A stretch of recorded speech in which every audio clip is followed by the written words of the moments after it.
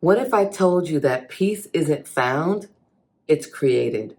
With so many things going on today, such as the political climate, the news cycles, the economy, all the disasters that are happening all over the world, particularly in the United States at this time, your personal struggles possibly, and then just everyday life that just keeps on lifing.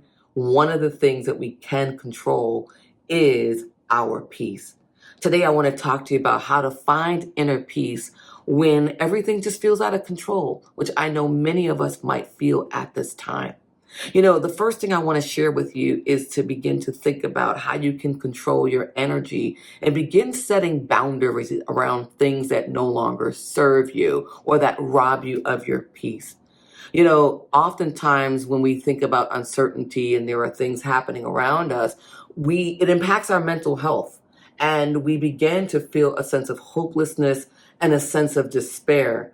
So one of the things that you can begin to do is to think about how much you intake all of the things that are constantly perpetuating fear and anxiety and hopelessness in your life. A large part of those things and those ideas and that information comes from social media. So I would love for you to consider doing what's called a digital detox and begin to look at your social media platforms and then look at your social media in terms of how you interact with it. Do you have to respond to every single comment that gets on your nerve? Do you have to respond to every single person or a particular person every time that they comment on something that really shakes you and makes you angry and creates, all of this negative energy in your body and in your spirit? So think about how you can begin to shift. What about limiting how many times you're on social media per day? Maybe you're only on social media or listening on social media on your daily commute to work, maybe on your lunch hour or 1 hour before bed, but that you're not on it all day long, coupled with looking at the news, coupled with being in family chats where you're arguing with people about what's going on. You can begin and you have control over how much of that you take in, and you can quite frankly excuse yourself and begin to remove yourself and those things from your day-to-day life. So think about that digital detox, and included in that is looking at who you follow. Sometimes there are people that I followed on social media that I might like what they're saying, but there's something that they do to me. There's a trigger that they do to provoke me that either gets me all riled up and gets me feeling a certain way, and I don't want to feel that anymore. So part of your digital detox what I would recommend would be to look at who you're following and consider cleaning out who you're following on social media, as well as which platforms you're on. Do you have to be on every platform? I just removed myself from 2 platforms that no longer serve my life. So you can do the same in order to bring peace and begin bringing certainty back into your life and remembering the things that are good about what's happening in your life and around you. The second thing I want to talk to you about is grounding yourself in daily practices. So, being on social media and being part of some of that toxicity all day long is a daily practice. It's time to change your daily practice. What are you doing to bring peace to your life? Are you meditating? Are you journaling? Are you doing yoga? Are you doing yin yoga? I don't do yoga. I do yin yoga, where you literally lay on a mat for 15 minutes in one pose and you just breathe and think about life. Are you taking hikes? Are you walking? Are you just sitting quiet and maybe reading your favorite scripture or reading reading a book by your favorite author? Find something that's going to ground you by creating new daily practices. Maybe it's breath work, just breathing, learning how to breathe and practicing healthy breathing that calms you down when you're feeling a sense of anxiety, fear, or hopelessness. And so those are some things that you definitely can do and that you have control over. What about some go-to activities, creating like a calm toolkit, so to speak, where you have activities that that ground you, such as the ones that I mentioned. It could be taking it a step further, though, in addition to creating those that kind of bring you down, but also those that calm you down, rather, but those things that actually bring you joy. What about, is it taking a walk?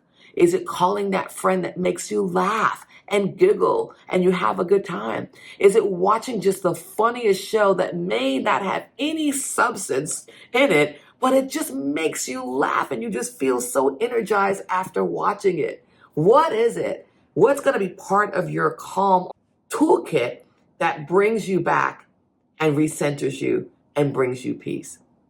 The last thing I want to talk to you about, and I really want you to think about as I move into this last one, about gratitude, right? What are you grateful for? And so, again, oftentimes when we are not feeling peace, we're disrupted and we're misfocused and we're misguided, and our energy and our mindset are on things that are not really serving us at this particular time. It's actually draining our energy, draining our spirits, draining our minds, our souls, our body, and we don't feel at peace. I want to talk to you about, the last thing I want to talk to you about is really thinking about, and the fact that uncertainty is normal. You know, a lot of the things that are happening right now, and if you look at history, are in cycles.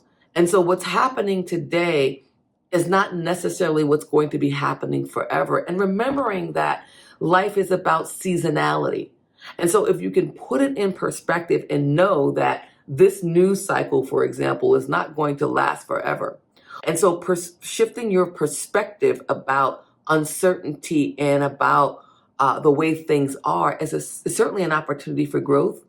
And so thinking about it and shifting your mindset, that might be a little bit uncomfortable, but it's necessary in order to see that there is transformation in progress. So those are the things I wanted to share with you today. Remember that finding your inner peace is about bringing control back into your life, not living a life where you're out of control.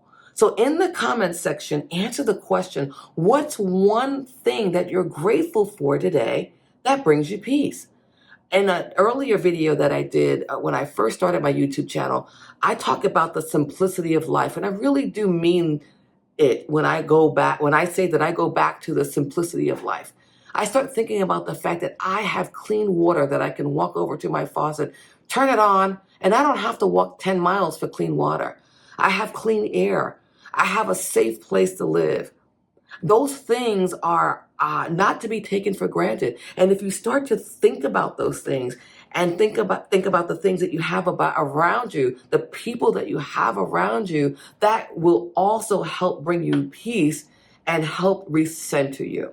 So I hope this helped you. I know there's a lot going on, but I want you to take those three strategies and I want you to run with all of them so that you can have inner peace and have a peaceful existence during this time. God bless, and I'll see you in the next video.